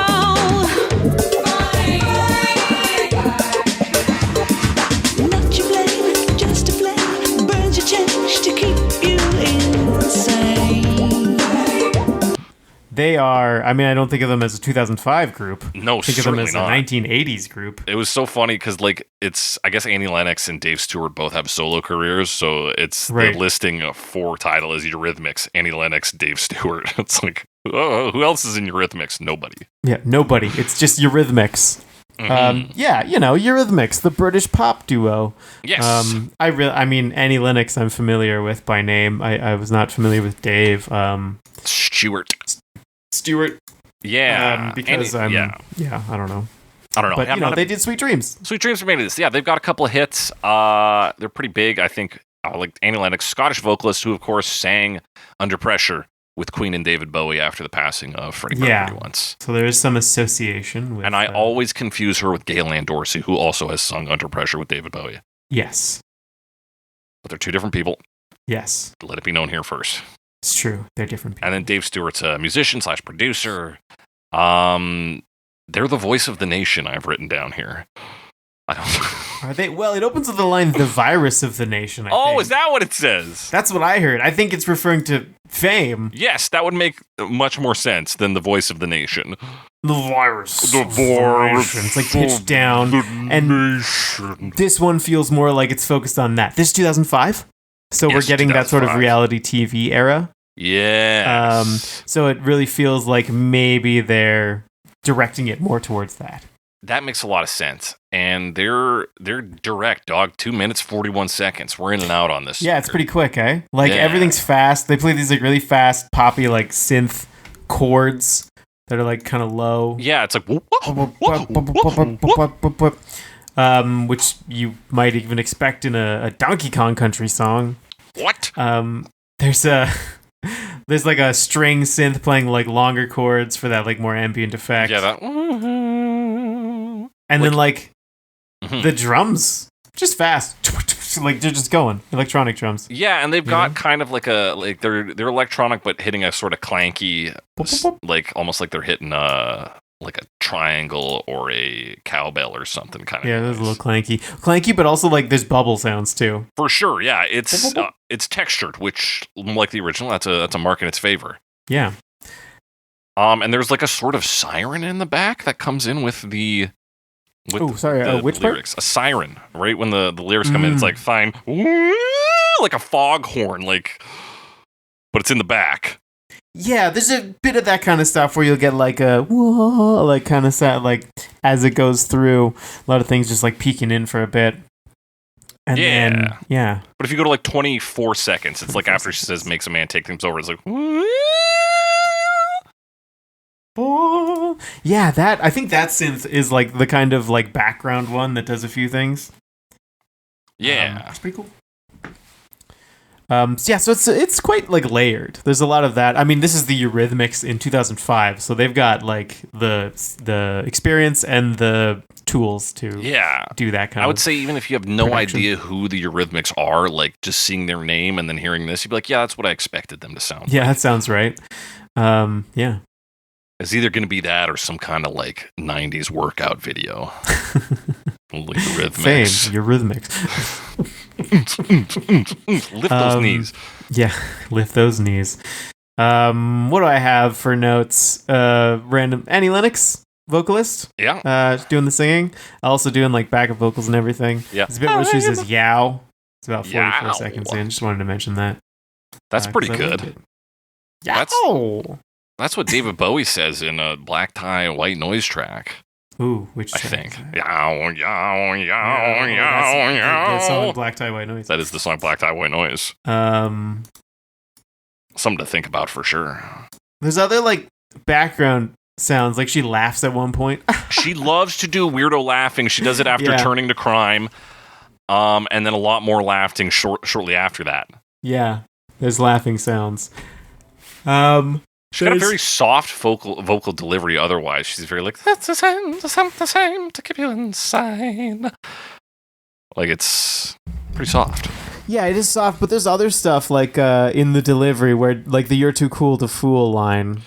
Yeah, she puts a little more plays stank like, on it. Too cool to fool, like really high up. Still soft though. Still soft. But yeah, she's playing with the delivery for sure. It's a compelling enough performance, I think. Yeah. No, she does a good job. Absolutely. Yeah. Again, this one, sets up the beat, sticks with it. It's got that kind of like new wave weirdness to it. It feels 80s, rooted in the 80s. Yes. If you look at the album art that title has for the album Touch, it's Annie Lennox wearing like a weird little mask with bright dyed orange hair. It's like, yeah, that's new wave as fuck. Definitely is. And like I think David Bowie had that color hair for a while too. Yes, he certainly did. So it is. It's fast. It's quick. They're in and out. I thought it was a little bit sinister in how it sounded, but mostly it's just like electronic weirdo version. Yeah, with just a dash of evil in there. The laughing, I think, helps that. The laughing for sure helps that. Yeah, but that's kind of how that one made me feel. I think so. Yeah, and I love that it was in and out real quick. Not wasting fucking time. Nope. The same cannot be said for Ingrid James and the Global Collective in 2010. This one's long. It's not your brain, it's just a flame. The meant to change to keep you in.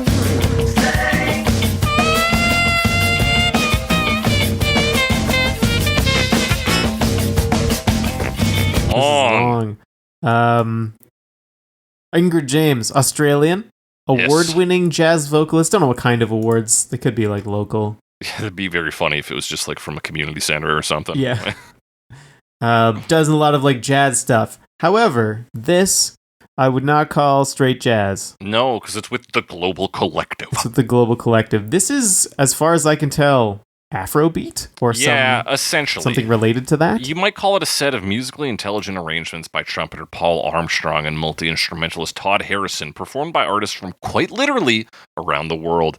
The music draws together influences from South and Central America, jazz, bluegrass, folk, and popular music. Such a project is only made possible with a budget in the hundreds of thousands through the advent of 21st century digital technology, and we are the luckier for it. Ingrid James's extraordinary range is showcased as her voice is variously warm and engaged, cool or contemplative, clear or soft and hushed. Her diction, dude, is flawless. Is this from her website? This is from, I think, the Global Collective's website. Oh, okay. I see. Yeah, I didn't get the Global Collective. I didn't look up the Global Collective. I see they're on this like Pangea album. Yes, that is the album. They go on to say the outstanding musicians in the Global Collective have asked themselves what these classic songs are really about and approached their material with fresh ears. The result is a refreshing new perspective on our musical past, which points us towards a healthy musical future. Musical future. That's I big will say, talk. I was not expecting it to sound like this at all because I saw an award-winning jazz vocalist and I was like, oh, it's gonna be like a jazz version. Oh yeah, I of course It put was this not what I together, so expected. I like hit that. And on secondhand songs, it's listed as Ingrid James and the Global Collective, so I kind of knew coming in that it was going to be some of this. And I will say this for the song, the sort of rhythm track they lay down right off the top was great. Oh yeah, absolutely. You get that kind of like twangy string sound, and then that the beat that sort of what to me it just always feels like it's really far behind the like pulse. But I don't know exactly how you create that sound, but it's really cool. You hear it. I mean, I feel like I hear it in African drumming at times, Right. but I don't know exactly what the origin is. I don't know. And then saxophones. I think several saxophones. Yeah, you get a blast from a brass section here pretty quick after those hand drums come in. Yeah, there seems to be a lower sax and a higher sax, and then more horns as well. Like there's a trumpet solo, I think. Yeah. There is a trumpet solo. There is some like breathing noises on the track shortly after that brass sting. A little around like 15 seconds, maybe go 13 seconds. Oh, that's early on. It might be an instrument making that noise, but it does, again, not to bring up Donkey Kong Country, especially when talking about world music, but it does a little bit feel like Donkey Kong Country. This is like, oh. Yeah, that kind of sound? noise. Yeah, Yeah. okay. As you did it, it sounds like a monkey. Yeah. Yeah, it has that sound to it. I don't know what that is. It's maybe like it's something with like a little friction on it, like a slider or something. Like a It's like a squeak. Yeah, that could be it. So yeah, but So what other sounds we're are in layering this shit in for like the first almost minute for a of while? this. Yeah, So especially then like once the horns come in, they come in and out, and the solos last a long time. they do, yeah. Because I'm looking now. My note is that the solo / instrumental stuff starts at 1:50 and ends at 3:58. Yeah, it's quite long. And yeah, we're doing like a little call and response with the brass section around like the 40-second mark. And then it's 55 seconds we get vocals in. Yeah. I mean, you get that 55 seconds. They go through verse, like the first and second verse and chorus, and they rip through them pretty fast. quick. Yeah. Fame what And you then- get is no tomorrow. Fame what you da. They're ripping. Yeah, and then it's like solos Yes. for a long time, before it comes back. Plays the third verse and chorus, Yeah. and then it outros. But then they put the second verse back into the outro. Yeah. So what I'll say about this is like instrumentally, I think a lot of the stuff here is very cool. But it like we've talked about how this is spaced out and what time is allotted to which things. Why is this Fame? Hang on, I have an answer for you. I was just yawning. Okay, good. Got me at a bad time. I should be ready though because we're recording a podcast. Yeah, it's It's chill. He said, excusing his own actions. I'm sure the listeners are also yawning or already asleep, so it really doesn't matter how long it takes us to respond to each other. Doesn't matter. Let's just sit here for a minute. Yeah. Nice. I'm just going to cut this, though. We have the technology. Let's make a little more work for me. All right, Alex, get to your fucking answer. Why is this fame? Why is this fame and not just its own original song? That's a good point. They don't really do that. I would say the connection is that Fame is like a funk song. Sure. And I mean, this isn't like straight Afrobeat, but I feel like it's in there. Right. And that isn't inspired, at least in part, by okay, I can see funk that genre. James Brown in particular. And did they not have such self-aggrandizing little blurb? Actually, it's a blurb from Louise Denson, the head of jazz studies at Queensland Conservatorium of Music. But what she says is that these musicians have asked themselves what these classic songs are really about and approached the material with fresh ears, which I don't think applies to. There's not some new hot take about Fame, the concept of Fame, or even the lyrics of the song Fame by David Bowie, like locked into this. If anything, they're kind of rushed over. And then you solo for 2 minutes or whatever. We solo for 100 years. And the solos are good. Like musically, this is good. It's just not Fame.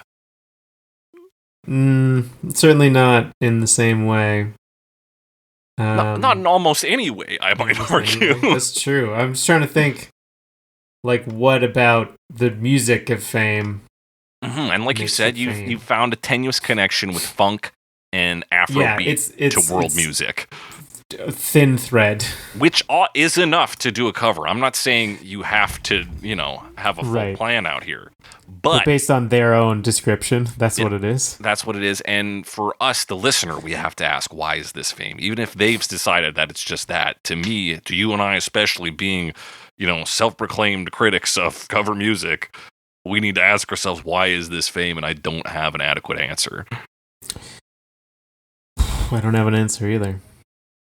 Yeah, so that's where it falls flat for me, is that it's just like, well, especially like looking back to the David Bowie version and like even the Eurythmics version, which works with the lyrics and delivers some vocals like the Eurythmics version goes for a little unsettled new wave spook. David Bowie goes for just fucking biting fucking vitriol and hate delivered through the David Bowie lens. Like there's a lot that hangs on the lyrics. Yeah, and this one definitely doesn't have that kind of delivery. No. It's more straightforward. Yeah. You could argue that maybe with the driving rhythm of this, there's some sort of idea of like Fame, like the numbing of Fame. There is, of course, the famous French author Paul Virilio, who said that speed freezes. Speaking, of course, to literal speed and the advancement of technology numbing us to our own problems. Not meth. Not meth. Speed maybe also freezes. Maybe. But so maybe it's to evoke that kind of sensation. But does that come through? It's not that fast. It's not that fast. I mean, their delivery of the lyrics is pretty quick. Does have a saxophone solo. Does have a saxophone solo. And a saxophone, in some ways, is the instrument of show business, I think. When you play the brass right, it's the money man. It's literally brash. Yeah. Like... And it calls attention to itself for sure. Certainly, there's a crudeness and a crassness to it, as much as it is a technical instrument with a very high range of expression. Yeah, it just happens to also be able to do the blah. Yeah, exactly. Sometimes you can do you can be very gentle with it, but you can also do the blah. Exactly. So maybe they're doing something there. I don't know, man. That's where this one falls short for me. But like I said, overall, yeah, I would listen to this song as a piece of music. Sounds good. Sounds good. Yeah. The solos are a bit long, especially when you're trying to figure out where Fame is in this song. And that's the other thing, is there's no musical like reference to the original. Not really. Yeah, it doesn't have that link, which is always nice to hear the link. Mm-hmm. It's just doing its own thing completely. Yeah, so that we know you're interpreting and not just creating, right? It helps us know that this is a cover. But these are my gripes with the world, with specifically the global collective. With Fame. But let's do something a lot safer. We're going to run into a bunch of Bowie tributes, starting with the Vacant Lots in 2015.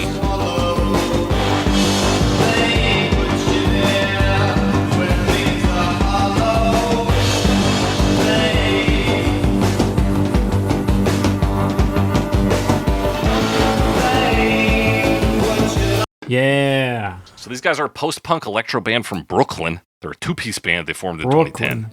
We've talked about this cover compilation album before with the Icky Blossoms cover of Ashes to Ashes. Oh, that was a while ago. That was many, many moons ago. Icky Blossom.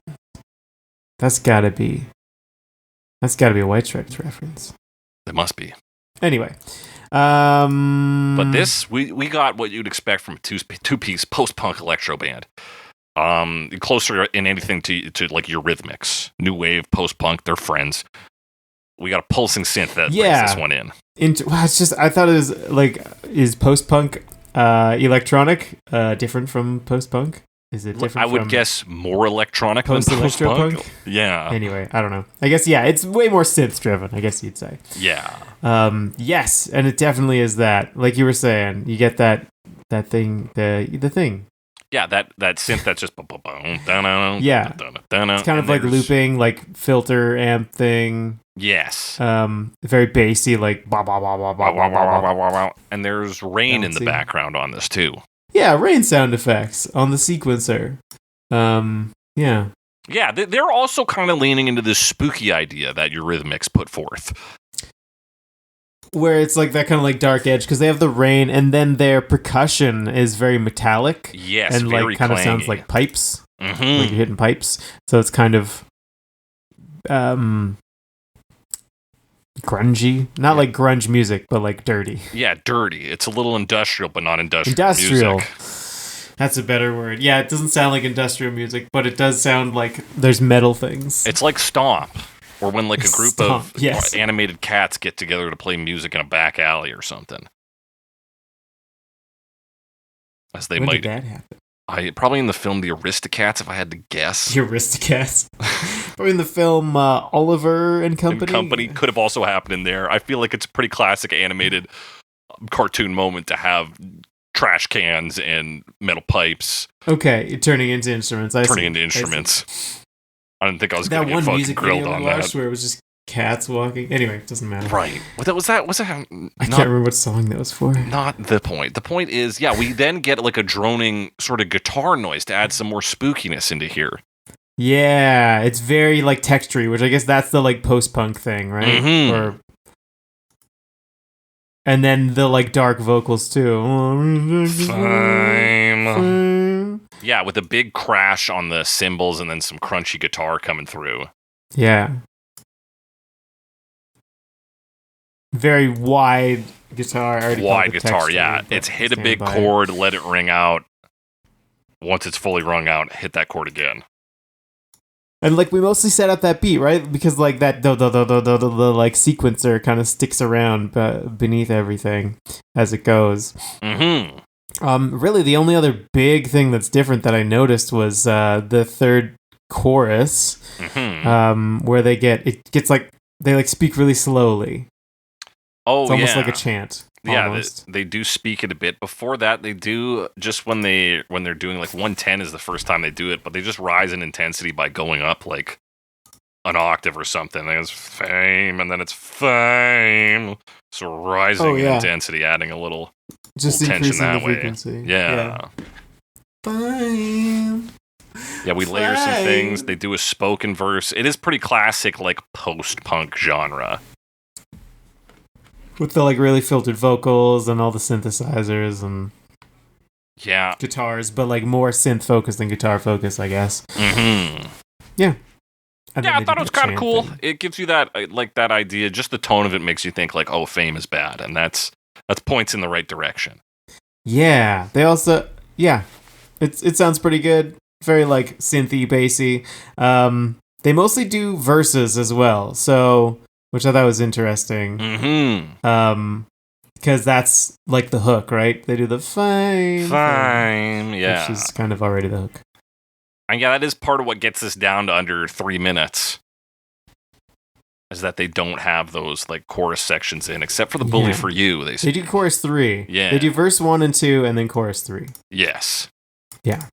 And we fade out on it. It's cool sound though. Again, similar approach to the Eurythmics. Yes. As mentioned.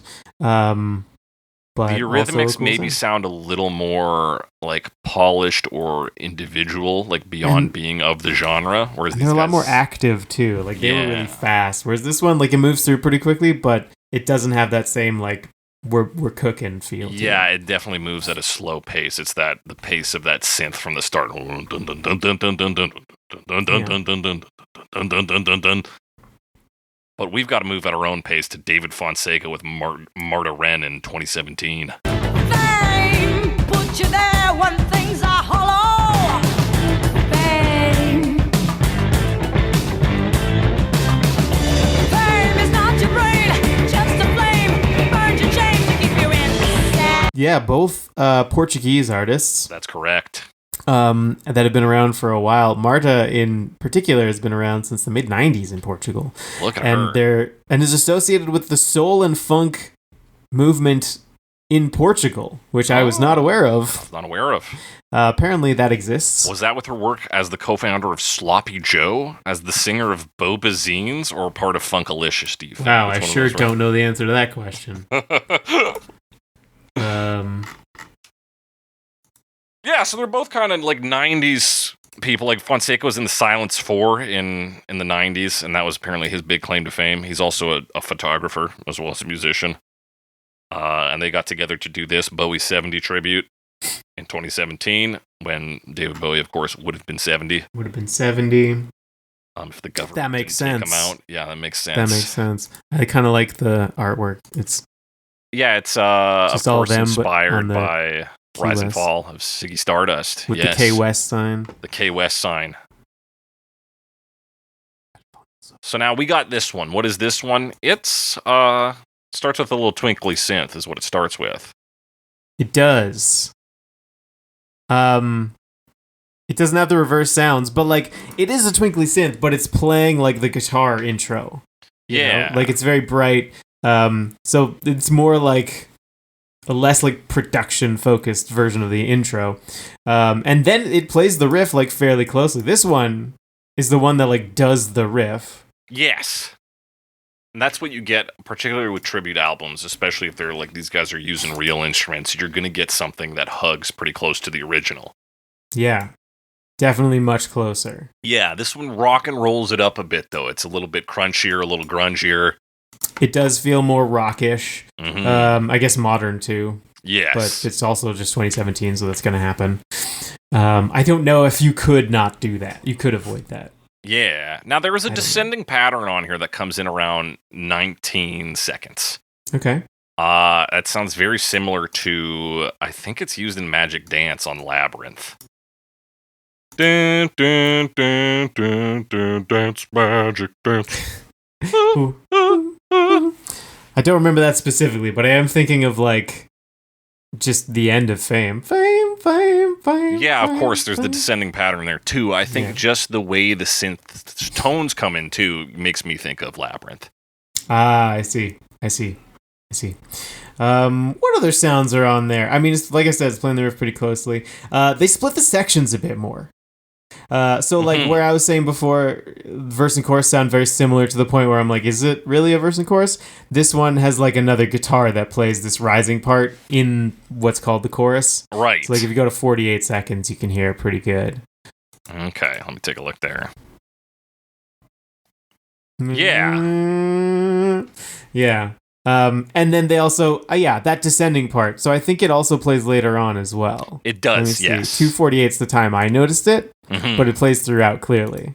Yeah, it does. And And yeah, like you said, probably interpolating the famed descent from the end of the original song. yeah. But tonally, it sounds a But little maybe Labyrinth Magic to me. Dance? Hmm? Yeah, could be a little Magic Dance in there. It's not out of the question. And this is an interesting version. I found this version interesting. It was, as much as it was very rock-ish, and like straightforward, it's like a decent modern sound. I'm fascinated to find out that there's this like Portuguese punk scene, Mhm. funk scene. Funk scene, sorry, yes. Not surprised to hear about a punk scene anywhere. No. That feels more natural to me. It does feel very natural. Yeah, I thought even with it being, you might call it plain to have it come back to rock and roll, but the way they kind of punch the rhythm, that bum, ba-no, no, no, like works really well in rock and roll. It's very because there's a lot of like you can dig into the notes, which And that kind of reminds me of how they do it in a reality tour. right In that live recording, because they have that kind of like digging into with the guitar. Yeah, so it's David Bowie approved. Yeah. Yeah, and I thought Marta Wren had a great voice on She this. sounds good. She does. Her delivery's good. She does all kinds of sounds. Mm-hmm. And when they go to that "Is It Any Wonder" verse, the "Is It Any Wonder" line is a really low voice. It's not Marta Wren. Trying to find it. I know I should have timestamped it, but They just Probably have around, 2 like- minutes. yeah, 2 minutes. 2:12. I hear Marta Wren there. Oh, that's the second one. Oh yeah, it's on the second one that they do it. I believe.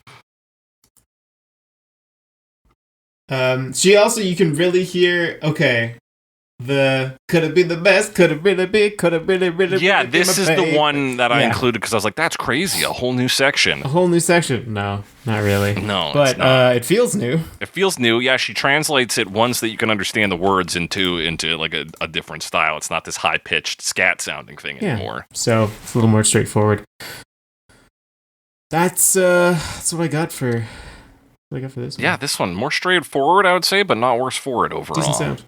Decent sound. Let's talk about either Janette or Janette Mason in 2021. Yeah, I've been saying Janette. I've been saying it too because of the ETT. Yeah. And this is also David McAlmont. Fame makes a man take things over. Fame lets him loose, it's hard to swallow. Fame puts you there where things are hollow. Yes.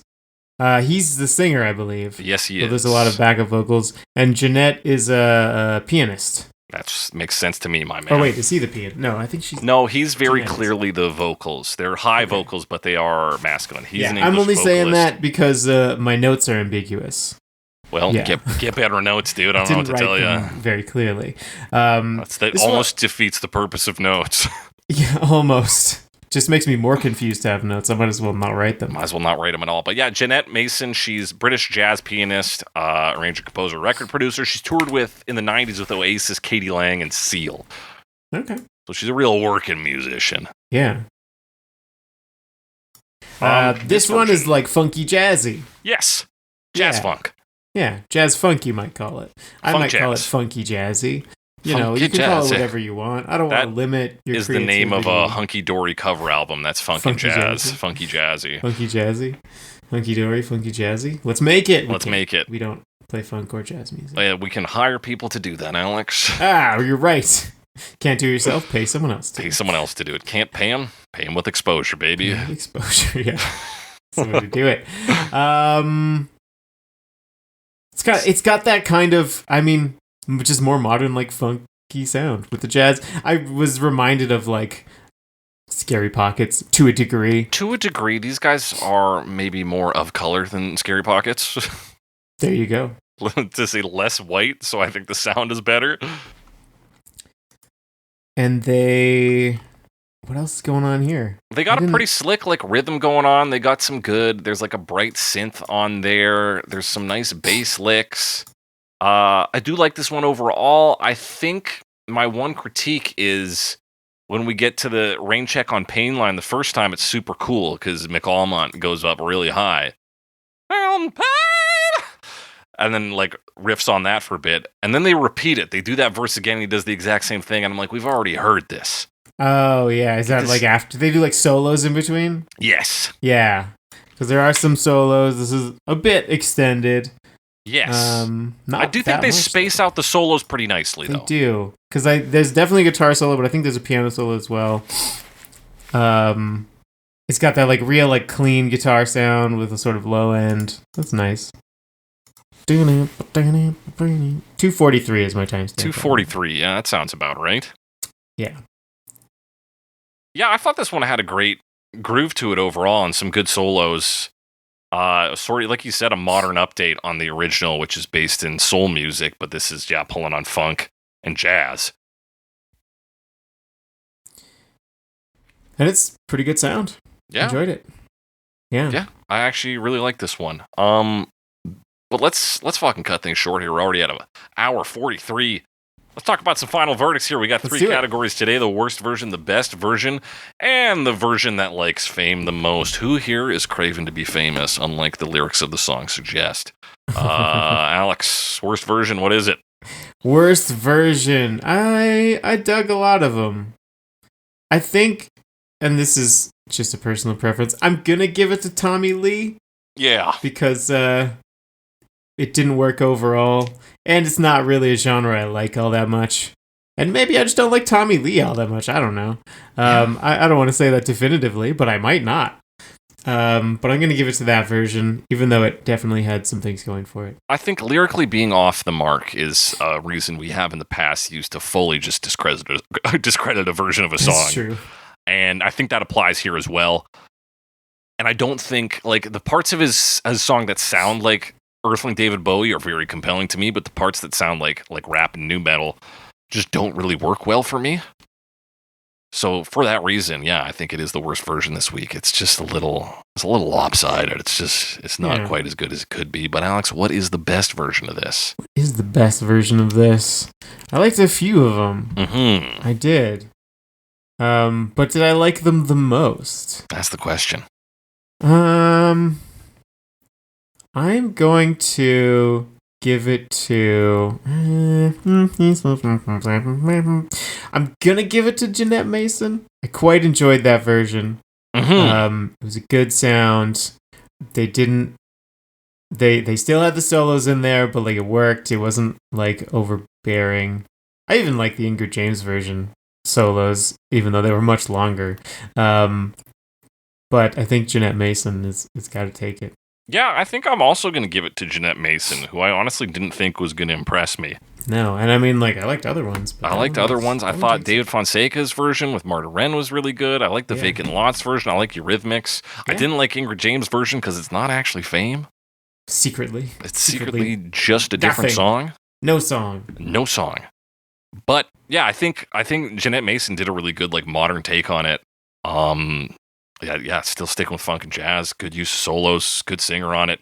Maybe you could cut it by about a chorus, but overall, I still think it's probably the better version this week. But Alex, which one of these little freaks really wants to be famous? Who's craving it? Who's saying they don't want it, but they really want it? Who's playing hard to Oh, get? man, I mean, some of them are literally famous. Yes. I guess they could want it.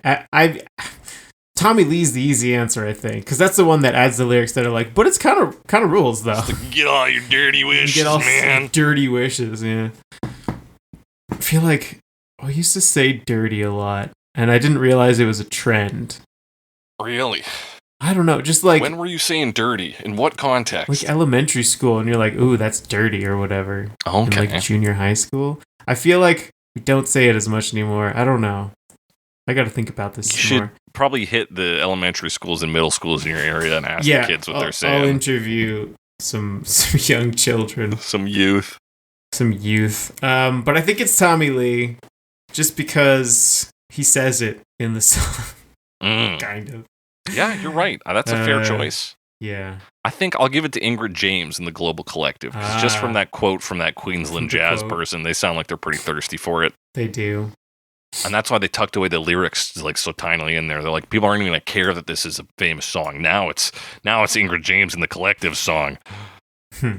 This one's for us. Something else entirely. Something else entirely. But that does it for our final verdicts. You got a different opinion, similar opinion, want to talk to us about a version we didn't talk about, hit us up on the app formerly known as Twitter or the app currently known as Blue Sky, at SnakeyMe, at some Alex Wise Guy, hashtag CoverMePod. Talk to us there. Send us comments, questions, concerns, suggestions for future episodes. You can also email those to us at covermepod@gmail.com. Talk to us there.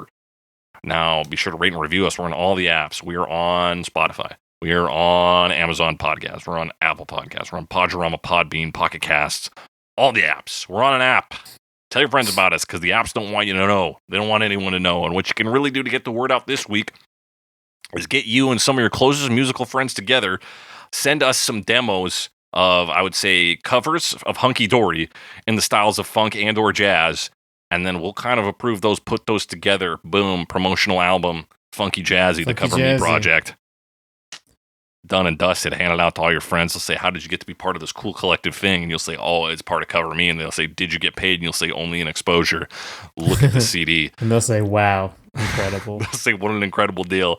And that's how we're getting the work out this week, folks.